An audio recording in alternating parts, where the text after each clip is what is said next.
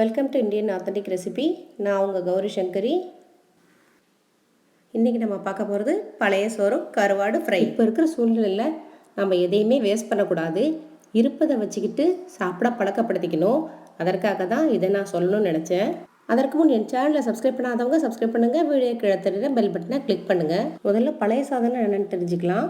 அதை சாப்பிட்றதுனால நம்ம உடம்புக்கு என்னென்ன நன்மைகள் கிடைக்குதுன்னு பார்க்கலாம். முதல் நாள் வடித்த சாதத்தில் சாதம் வடித்த கஞ்சியோ அல்லது நீரையோ ஊற்றி வச்சு மறுநாள் அதில் மோரும் உப்பும் கலந்து சாப்பிட்றது தான் பழைய சாதம். இதில் விட்டமின் B6 B12ன்னு ஏராளமான சத்துக்கள் இருக்குன்னு ஆய்வில் சொல்கிறாங்க. பழைய சாதம் சாப்பிட்டா உடல் எடை அதிகரிக்கும்னு நினச்சிக்கிட்டு ஒரு சிலர் அதை சாப்பிட்றதில்ல.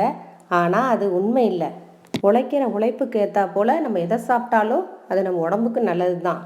ஏன்னா இந்த பழைய சாதத்தில் நல்ல பாக்டீரியாக்கள் நிறைய உருவாகி இருக்கும். அதனால் இந்த சாதத்தை நீங்கள் சாப்பிட்டீங்கன்னா உடனே உடலுக்கு தேவையான எனர்ஜி கிடச்சிடும்.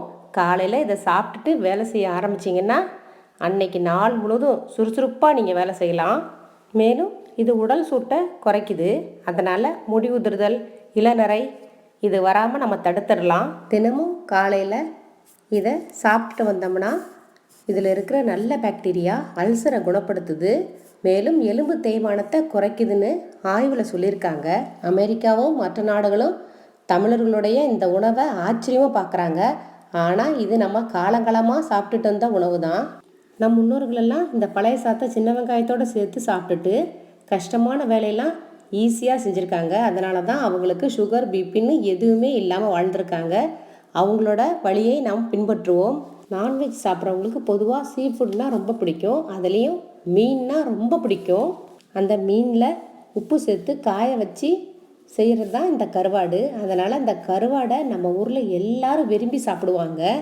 மீனில் இருக்கிற எல்லா சத்துக்களும் இந்த கருவாட்டிலையும் இருக்குது. மீன் கிடைக்காத போது கூட எல்லா சீசன்லேயும் எல்லா இடத்துலையும் இந்த கருவாடு எப்பவும் கிடைக்கும். இதை சாப்பிட்றதுனால பல நோய்கள் குணமாகுது.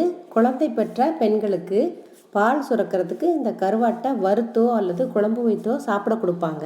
ஆனால் பிபி இருக்கிறவங்க இதை அளவோடு தான் சாப்பிடணும், உப்பு அதிகமாக இருக்கிறதுனால. இன்றைக்கி நான் பழைய சாதத்தோடு சேர்த்து சாப்பிட்றதுக்கு இந்த வாழை கருவாட்டை வறுக்கிறதுக்கு எடுத்து வச்சுருக்கேன். இந்த கருவாடை கால் வலி மூட்டு வலி இருக்கிறவங்க சாப்பிட்றது நல்லதுன்னு சொல்லுவாங்க.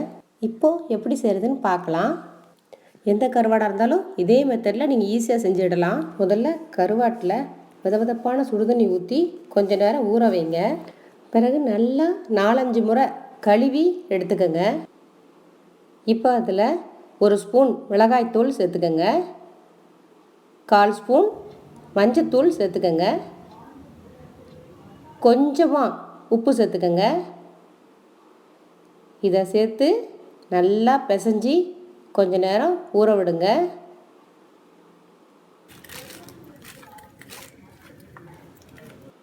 ஒரு பேனில் ஆயில் விட்டுக்கோங்க. அது காஞ்சதும் இந்த கருவாடை எடுத்து அதில் போடுங்க.